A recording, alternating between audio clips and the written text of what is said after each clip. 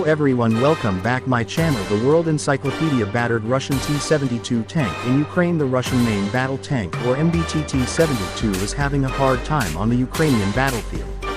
Many photos and videos show this tank being badly damaged by enemy anti-tank missiles. There was a T-72 that fell off a bridge with its crew sinking.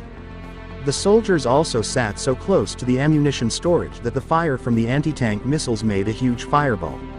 Mortar fire landed on the T-72. The tanks were blown up by mines. Drones fire their air-to-ground missiles.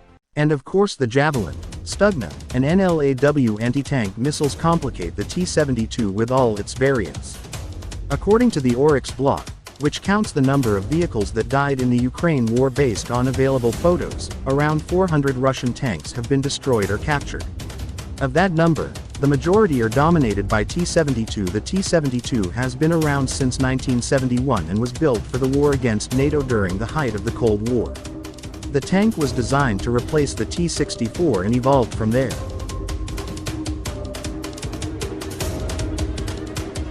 The T-72 has a low profile which should make it more survivable. A new innovation at the time was the auto loader to allow for faster fire and to reduce pressure from the crew of 3 so that it could concentrate on mobility and acquire more targets. These tanks became hard workers and were produced in large quantities. The Soviets made more than 17,000 T-72s. And after the collapse of the Soviet Union, Russia continued to produce them until they had about 9,000. Of that, 2,000 of them are in service in 2020 and the rest are in storage. The T-72 has also enjoyed a large export market for many years, with 30 countries having adopted it. The variants fighting in Ukraine are likely the T-72B3 and T-72B3M.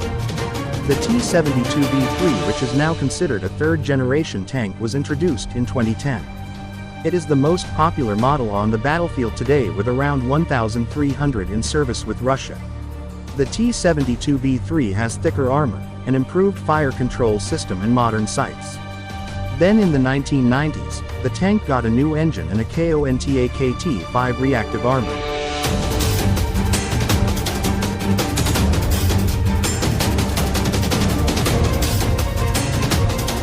At 43 miles per hour on the highway, this variant is faster and more maneuverable than the original T-72. There's a laser range finder and a thermal sight.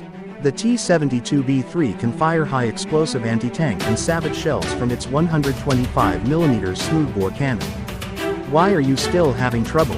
With all these upgrades, why are tanks still having trouble on the battlefield in Ukraine? First, the high number of T-72B3s means that it will automatically bear the heaviest losses. The next problem is anti-tank missiles. Like most tanks, it has a weakness at the top of its turret where the armor is thinnest. And that's what Javelin targets for lethal effect. This tank is also easy to ambush. The T-72B3 travels on roads where the Ukrainians can carry out ambushes because the enemy knows the location better. Troubled supply line problems also left many tanks running out of fuel and ammunition. Russian crews sometimes abandon tanks and let the Ukrainians capture them. Ukraine is also increasingly skilled at using the deadly Turkish-made Bayraktar TB2 unmanned system against the T-72B3. Even anti-tank mines have penetrated the armor of the tank. Russia then tried to change tactics. They used reconnaissance drones and helicopters to fly in front of the armored columns to sniff out ambushes. But Ukraine had the Stinger manpad and was able to shoot down the plane. Russian generals thought the T-72B3 could break through Ukrainian lines and run non-stop to capture urban areas. The Russians assumed there would be a tank-on-tank war, and because they enjoyed a sheer force advantage, the T-72B3 was able to overwhelm its opponent. But Russia is not planning on logistical issues and vulnerabilities to anti-tank missiles and drones. It was a miscalculation, and the T-72 became one of the most miserable victims. Thank you for watching. Don't forget to like and subscribe. See you in the next video. For suggestions, please comment.